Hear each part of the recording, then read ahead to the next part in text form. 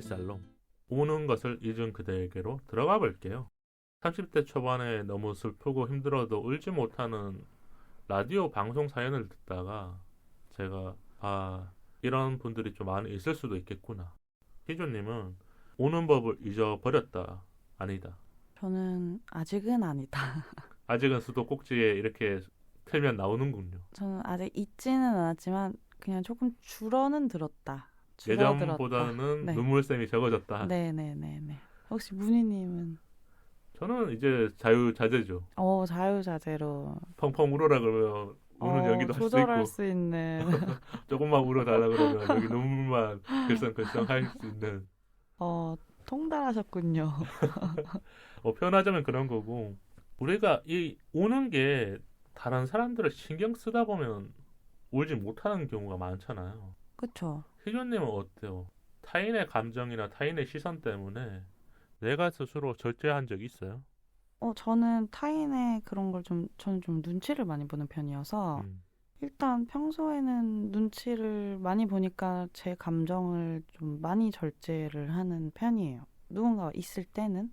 그래서 조금 저는 혼자 있을 때 제 감정을 좀 많이 좀 터트리는 편이고 아니면 정말 가까운 사람이랑 있을 때.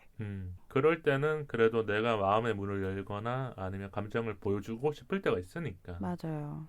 이게 저는 언제부터 신경이 쓰였냐면 중학교 때부터였던 것 같아요. 좀 거슬러 올라가는 건데 네. 어릴 때 그런 말 들으면 눈물 뚝 그친 적 있잖아요.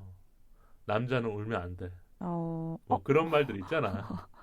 그러니까 남자는 3번 울어야 된다.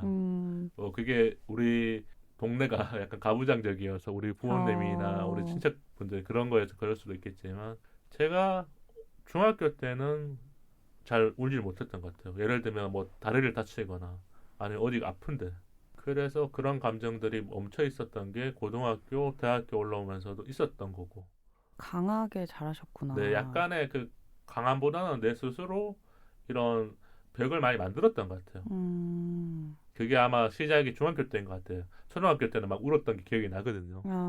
예를 들면 달리기 1등 해야 되는데 3등 하면 막 울고 막 시험 쳤는데 점수가 막 떨어지면 막 울었단 말이에요. 근데 그런 감정들이 중학교 때 이후에는 안 생겼던 게 왜 그런지 모르겠어요.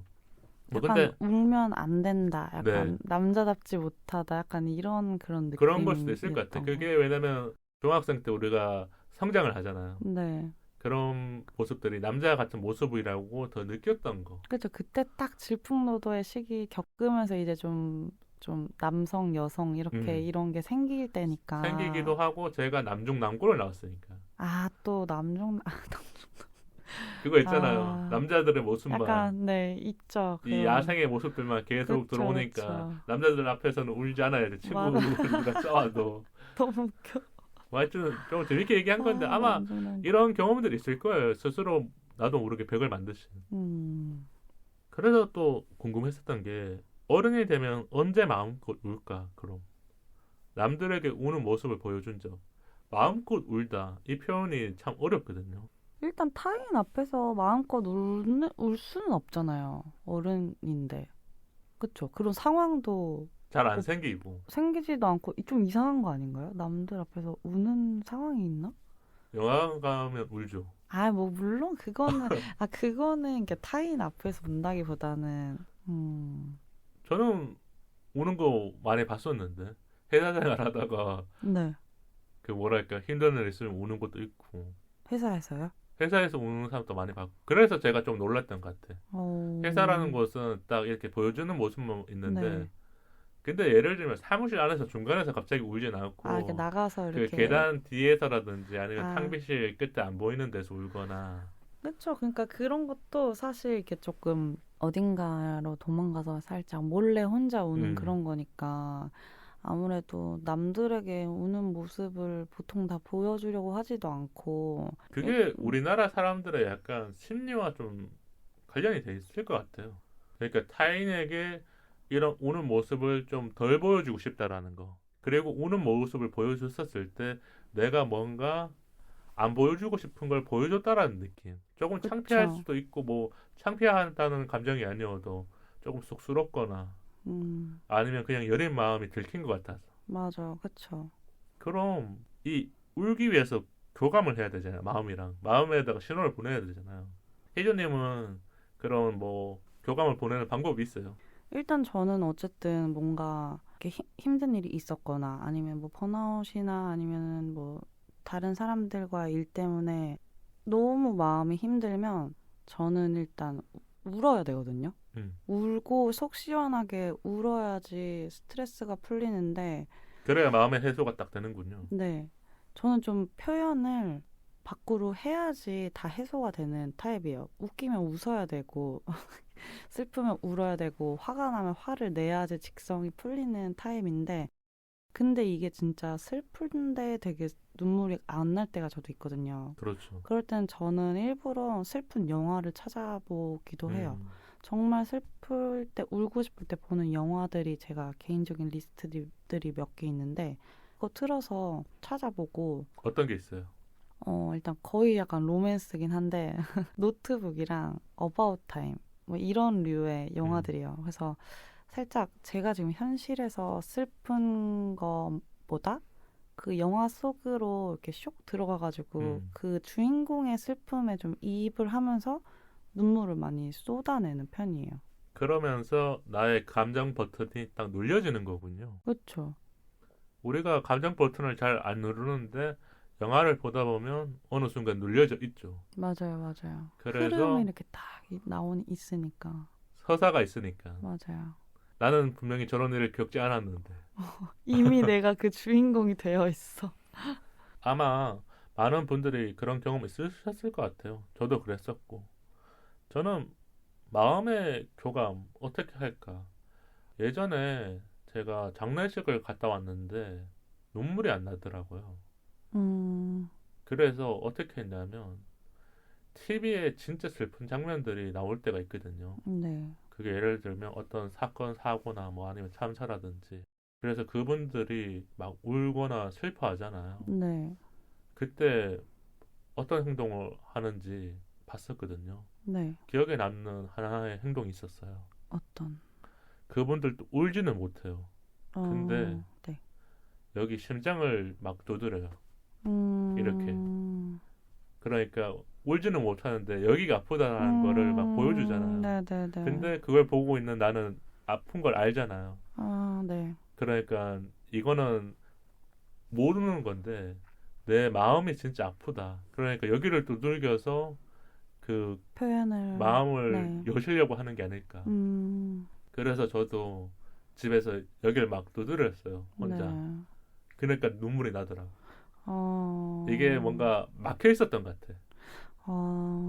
그러니까 내가 슬픔을 못 보여주는 거는 어떤 하나의 감정들이 그러니까 계속 막혀 있는 거죠. 뭐 사회생활을 하면서 아니면 뭐 나의 스트레스라든지 그러니까 심장으로 가는 무언가가 막혀 있으니까 네. 여기를 두드려줘서 딱 여는 순간 아 이제 내가 진짜 못 운다면 나도 여기를 두들기면 된다는 걸 알게 된 것 같아요. 그리고 다음에 TV를 볼 때 그런 모습을 보이면 저분들은 진짜 아픈 거고 네. 진짜 슬픈 거구나.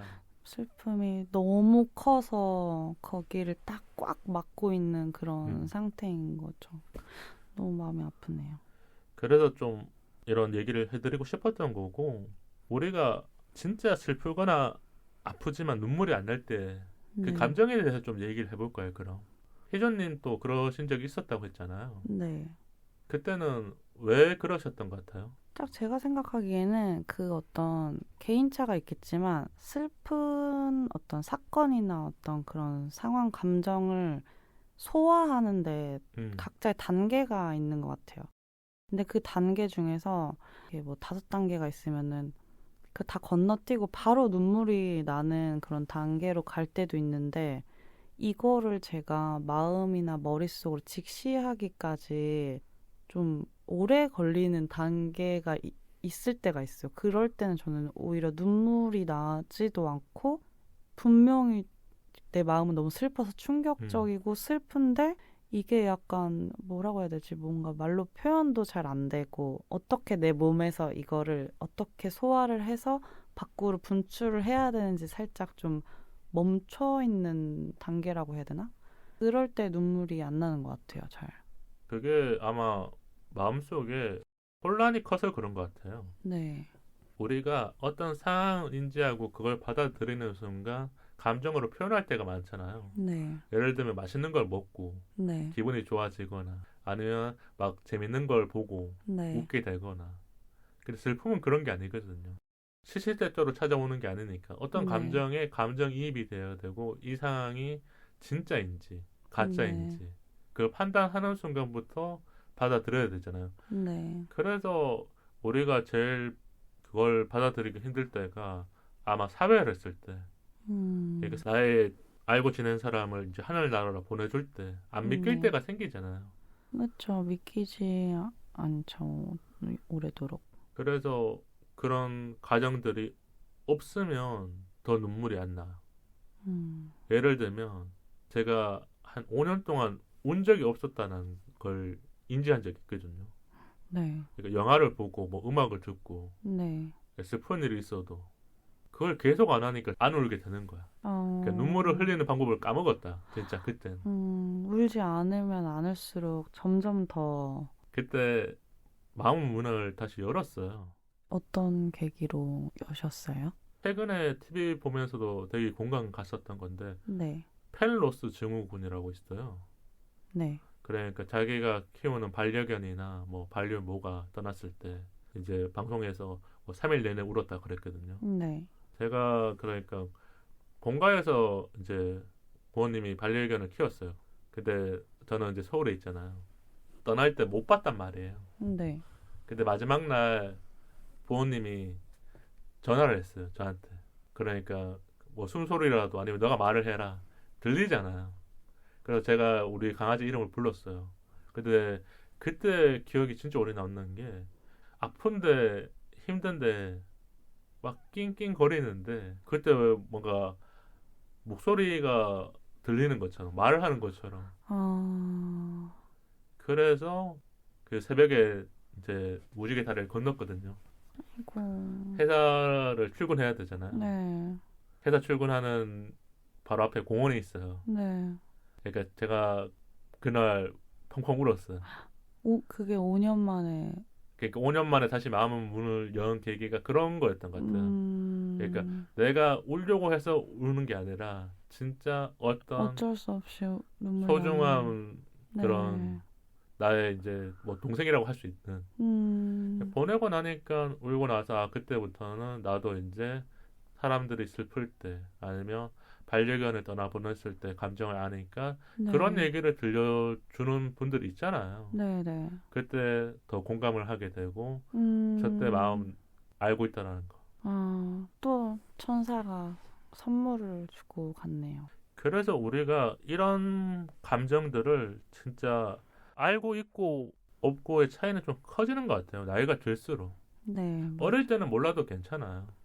어느 나이가 되고 나서는 좀 감정을 받아들이고 뭐 이렇게 해소하는 것들도 있으면 좋지 않을까. 맞아요. 뭔가 너무 많은 감정들을 계속 이렇게 꾸역꾸역 먹는다고 해야 되나? 가끔은 진짜 좀 우겨 삼키는 것 같은 그런 느낌을 저는 많이 받거든요. 나이 들수록. 근데 그거를 좀 진짜 해소를 빨리빨리 바로바로 하고 좀 다양하게 해소를 하는 게 저는 그냥 감정 건강에 좋은 것 같아요.